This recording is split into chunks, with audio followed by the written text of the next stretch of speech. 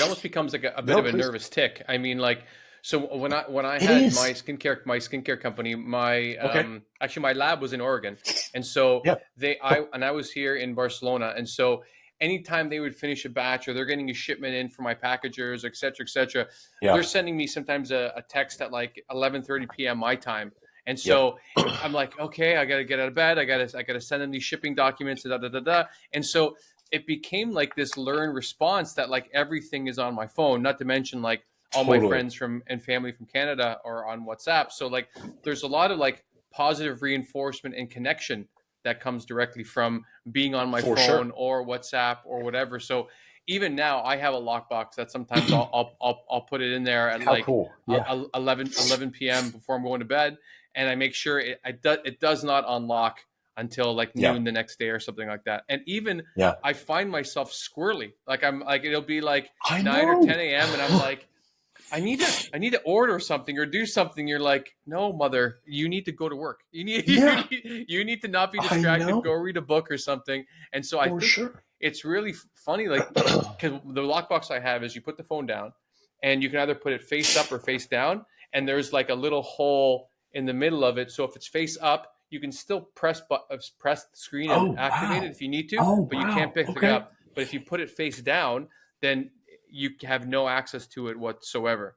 Oh So my after this gosh. call, I'll show it to you because you can get it on I would love Amazon to see it. .com. Because I'm Yeah. saying I think it's probably one of the biggest gifts you're giving to your clients because they Absolutely. can take that home with them and they can Yep. disconnect either with their family, and then it's such good for them. They get some for their wife and for their kids, and like 100%. I think unfortunately we were the guinea pig generation of the iPhone and Totally. smartphones, Totally. and I think in 10 years there are going to be a lot of things we put between us to make sure that we don't overdo it and we don't fry our brains. Like you said, brick. There's a product I just bought that I got maybe 3 weeks ago. It's called Brick. Okay. Have you seen it on Yeah, Instagram? I have. Yep. Yep. Yeah, and Yep. the thing's great. I'm like, you know what, $50, whatever. I Sure. bought stupider things. Let's see if this works. Yeah. And Yeah. I have, and you can only pick the apps that you want to or not. And so you Sure. click the brick, you put it against it like it's NFC, and it bricks the things on your phone that you want to be bricked, and it times how Yeah. long it's been there, and Wow. the whole thing is tremendous. And I think enough of these things Huh. are coming through that I can imagine that without that element in your solitude retreats, the whole thing falls apart. 100%. The biggest part of what you're saying, I mean, the root of what you're saying with interacting with the family, interacting with your wife, is intentionality and being present in the moment. Right. I'm a huge proponent. That's why it's in the retreat. Is man, life is so short, and tomorrow is not guaranteed. And that Mm. time that you have with your loved one could be changed tomorrow, and you didn't. You were on your phone. You guys were both sitting there on Instagram, scrolling at 7 p.m. at night, sitting next to each other. The one thing I hate seeing the most, my wife, I'm so lucky, or we've gravitated towards each other because of this one reason, but is going out to dinner and watching couples sit across the table from each other and just sit on their phones. They have the plate, oh, thank you, gets in front of them and they just eat and they're scrolling. It is mind blowing to me. And then you see families, you see kids doing it. It's a social problem. And Right. the ability to be in the moment and be present in our solo retreat, it's a 3 day experience to do that. I mean, it's immersive and it's quick and it's hard. And then you come home and you're like, man, like I don't need that. I don't need to be glued to this thing.